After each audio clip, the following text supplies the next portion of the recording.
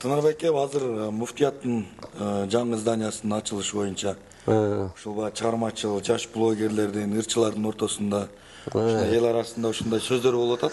Сиз болушу пикириңиз кандай? Эми бул мындай болот атпайбы.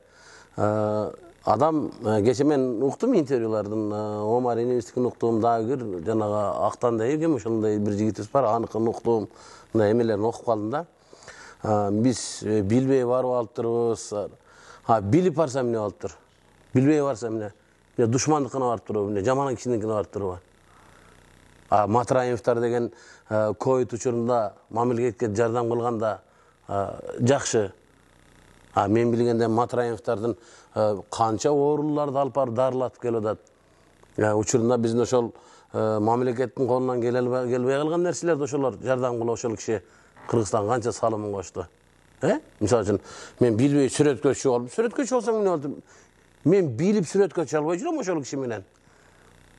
Аны жөн эле башкача кылып, мен мисалы үчүн ал кишини мен башкача баалайм. Кана мен жолукса мен кучакташып эле түшмөкмүн сүрөткө.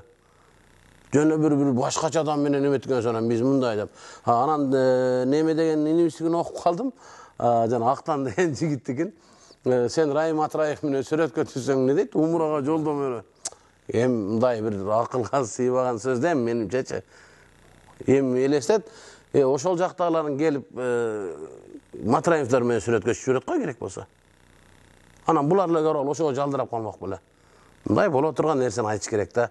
Эми менин кесиптештерим таарынбасын го. Мен кана жолукса, мен азыр чакырса, бүгүн жолуга мен бүгүн барып кол кармашып, учурашып, чай ичип, сүрөткө түшүп келмекмин мен. Андай инсан менен. Кыргызстанга кошкон салымдары мен жакшы билем. Мен көрүп жүргөн, мен угуп жүргөн жардамдары канча. Жалал Абадтан канча адамдарды алып барып, операция кылдырып, башка кылып жардам кылып келди. Адамдын жакшылыгын унутпашыбыз керек. Анан отуруп алар, мен билбей калыпмын, андай кылып калыпмын. Мен билип туруп айтпайм, чакырса, азыр чакырса азыр бармакмын. То есть мен ал кишиге болгон сый-урматым өтө жогору. Баалайм, сыйлайм, жакшы инсан, дагы басар белгилеп айтып кетем. Мен азыр чакырса, азыр барып сөткө түшүп сүйлөшүп отурганга даярмын. Бул да эмнетип алган турбайбы, чайын ичип алган турбайбы, ар түрдүү сөздөр болушу мүмкүн. Мен интервью окугандарчы. Эмне десе ошо десин. Кааласа жакшы көргөндөр жакшы көрсүн, жаман көрсүн, жаман көрсүн. Мен просто ичимде, жүрөгүмдө болгон нерсени айттым.